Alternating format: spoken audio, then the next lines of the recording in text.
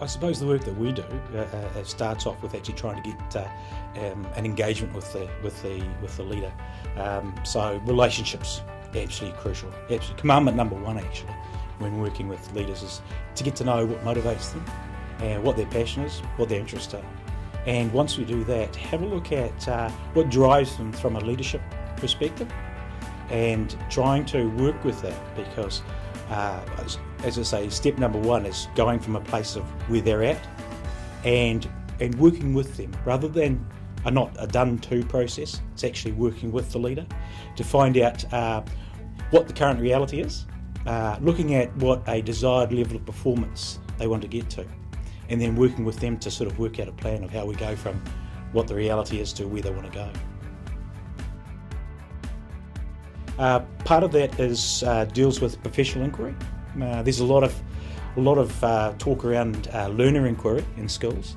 I'm of the opinion that it's very difficult to put inquiry into the culture of a school unless you inquire into your own practice and what drives you, what motivates you, and we talked a bit about the integrity gap, the difference between what a leader feels is right for them and the work that they're doing for their school.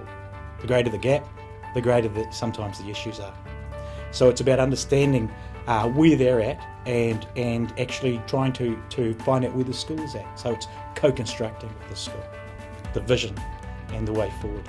So when we often work with principals and with principals working with staff, often what's rolled out, if you're looking at a particular initiative or a teaching strategy or a leadership strategy, we talk about what does it look like, feel like, sound like, which is fine to start off with.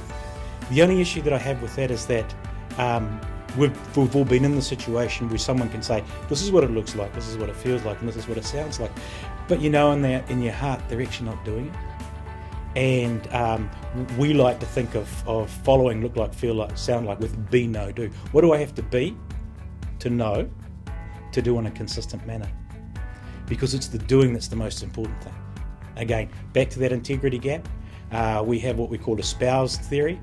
We espouse, we think we know what we do.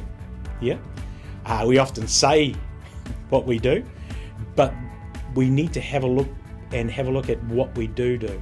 And that requires collaborative, working with someone else, so you can have a different perspective, a different lens, and it's quite confronting. It is quite confronting when you find out that what you say you do, you don't quite do. The point that I want to put across to leaders is that applies to every single person that walks this earth. You know, very seldom do you have someone who espouses and does exactly what they espouse. So be comfortable with that. And I suppose it's about being comfortable with the level of gap, integrity gap. The bigger it is, the more uncomfortable you get. And we know that you only make a change when you're uncomfortable. That's cognitive dissonance. So sometimes people need to have the tree shaken a bit before they can actually make a change. And that's probably the biggest, if someone says, what's the biggest task for me in a school? It's actually about managing change. Change is going to come, as the song says. Sam Cooke, you know Sam Cooke as a singer? Yeah, change is going to come. So let's appreciate that, let's embrace it. But let's manage it, because otherwise we can get ourselves into a lot of trouble.